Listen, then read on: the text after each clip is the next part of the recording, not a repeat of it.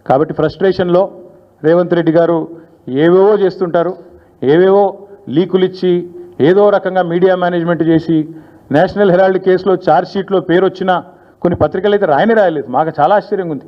ఎంత బాగా కవర్ చేసుకుంటూ వస్తున్నారంటే రేవంత్ రెడ్డి గారిని చాలా ఆశ్చర్యంగా ఉంది. ఇట్లా కూడా చేయొచ్చా అని. అంటే ఇంత పెద్ద కేసులో ఇంత పెద్ద మ్యాటర్ వస్తే, ఒక ముఖ్యమంత్రి పేరు వస్తే, ఇదే కేసీఆర్ గారి పేరుంటే రాకపోదురా?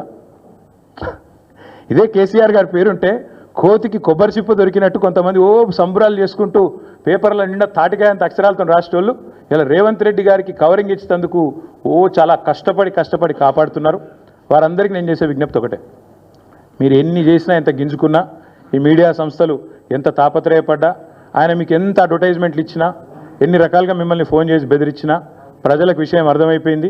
ఈయన ఒక లొట్టపీసు ముఖ్యమంత్రి, ఈయనతో ఏం కాదు అని అర్థమైంది. కాబట్టి మీరు కూడా దయచేసి నిష్పక్షపాతంగా వార్తలు ప్రజలకు చెప్పండి. లేకపోతే సోషల్ మీడియా ఉంది, మీరు చెప్పినా చెప్పకపోయినా సోషల్ మీడియా ద్వారా ప్రజలకు అన్నీ తెలుస్తాయి.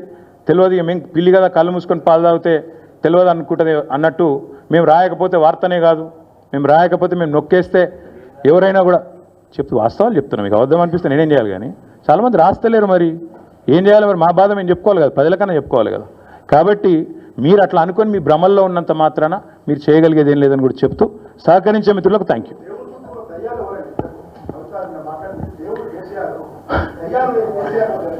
బ్రదర్, మీకు ఒక మాట, ఇంత ఇంపార్టెంట్ ఇష్యూ చెప్తే నువ్వు దేవుడు దయ్యం అనబడుతుంది. ఇప్పుడు ప్రస్తుతం మాకు తెలంగాణకు పట్టిన దయ్యం మాత్రం రేవంత్ రెడ్డి. ఆ రేవంత్ రెడ్డి అనే దయ్యాన్ని ఎట్లా వదిలించాలా అనేది మా తాపత్రయం. ఇంకేమన్నా తొందరపడ అంత యాంగ్జైటీ ఎందుకు, అంత టెన్షన్ ఎందుకు, అంత హడావుడి ఎందుకు? నేను చెప్పేది ఏమంటే, తెలంగాణకు పట్టిన శని కాంగ్రెస్, తెలంగాణకు పట్టిన దయ్యం రేవంత్ రెడ్డి. ఇప్పుడు ఆ దయ్యాన్ని, శనిని ఎట్లా వదిలించాలనేది మా టార్గెట్. ఇక మీరు చెప్పే టెన్షన్ ఎందుకే అంతగానో మాట్లాడి రాదు, ఎందుకు అంత ఎగబడుతున్నావు?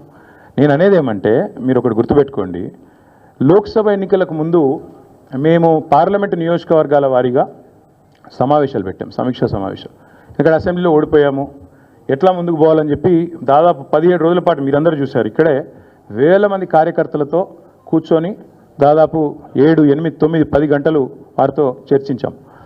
ఆ ప్రాసెస్లో చాలామంది డైరెక్ట్గా మైకులో మాట్లాడిన వాళ్ళు ఉన్నారు, కొంతమంది చిట్టీల మీద రాసిచ్చిన వాళ్ళు ఉన్నారు, కొంతమంది కేసీఆర్ గారికి ఉత్తరం అందించండి అని చెప్పి ఉత్తరాలు ఇచ్చిన వాళ్ళు ఉన్నారు. కాబట్టి మా పార్టీలో we encourage open culture, democracy కాబట్టి, డెమోక్రాటిక్ పార్టీ కాబట్టి, ప్రజాస్వామిక స్ఫూర్తి ఉన్న పార్టీ కాబట్టి, మా పార్టీ అధ్యక్షుల వారికి ఎవరైనా సూచనలు చేయాలనుకుంటే ఉత్తరాలు రాయొచ్చు. అదేదో చాలా గొప్ప విషయం అన్నట్టు మీరందరూ అంత బాధపడిపోవాల్సిన అవసరం ఏం లేదు.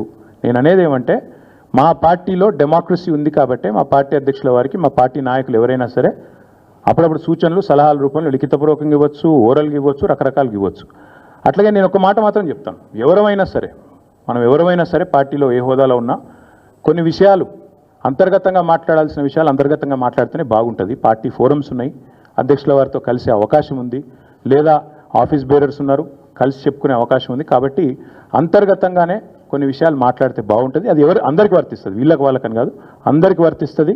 తప్పకుండా ఎవరమైనా ఒకటే, ఈ పార్టీలో అందరం కార్యకర్తలమే, అందరికీ కూడా ఇదే సూత్రం వర్తిస్తుంది. కాబట్టి మీరు కూడా దయచేసి ఇంత ఇంపార్టెంట్ ఇష్యూ మాట్లాడితే దీని మళ్ళీ మీరు, నాకు తెలుసు మీ సంగతి, you are intelligent, unfortunately I'm also intelligent.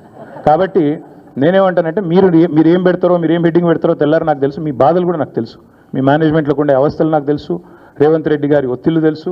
కాబట్టి నేను ఎక్కువ చెప్పను, ఒకటి మాత్రం చెప్తాను, మా పార్టీలో డెమోక్రసీ ఉంది, మా పార్టీలో సలహాలు, సూచనలు ఎవరైనా ఇవ్వచ్చు, ఎట్లా అయినా ఇవ్వచ్చు. గతంలో పార్లమెంట్ సమావేశాల సందర్భంగా లేఖలు వచ్చినాయి, సూచనలు వచ్చాయి, అట్లే వచ్చినప్పుడు వాటిని ప్రజాస్వామికంగా స్వీకరిస్తాం. థ్యాంక్ యూ, మీ అందరికీ థ్యాంక్ యూ. నేషనల్ హెరాల్డ్ విషయంలో ఏమైనా అడగదలుచుకుంటే బ్యాక్ టీవీ కానీ ఇంకో టీవీ కానీ అడగచ్చు. నేషనల్ హెరాల్డ్ విషయంలో ఏమైనా మాట్లాడదలుచుకుంటే మాట్లాడండి, చెప్తాను. మిగతా విషయాలు ఆల్రెడీ నేను చెప్పాను, అంతకంటే ఎక్కువ చెప్పాల్సిన అవసరం. నేషనల్ హెరాల్డ్ విషయంలో, యంగ్ ఇండియా విషయంలో, మీ కుంభకోణం విషయంలో మీకు ఏమైనా అడగదలుచుకుంటే అడగండి. ఓకే, అన్ని పార్టీలో ఉంటారు, రేవంత్ రెడ్డి కోవట్లు ఉంటే ఉండొచ్చు, ఏముంది అందులో. కోవర్ట్స్ విల్ ఎక్స్పోజ్ దెమ్సెల్స్, కొనిషం coverts will expose themselves in due course of time. ఎందుకు తొందర ఎందుకు? ఎస్ బాల్, yes, thank you. Finally yes, we'll wait for a month. No, we'll wait for a month. Let's see if the Enforcement Directorate or Government of India will actually move, because this is a serious matter where already the leader of opposition of the country, Lok Sabha floor leader, or not floor leader, but opposition leader, has been named. So therefore, we'll have to wait and see what action they'll pursue. If they don't, because not just Mr. Rahul Gandhi, but Mr. Revanth Reddy, Mr. D.K. Shivkumar, many of them have been named. But so far, everybody's been tight-lipped, both Government of India and also Mr. Revanth Reddy and Rahul Gandhi. So we'll wait to see what they have to say, what the agencies will do. Thank you.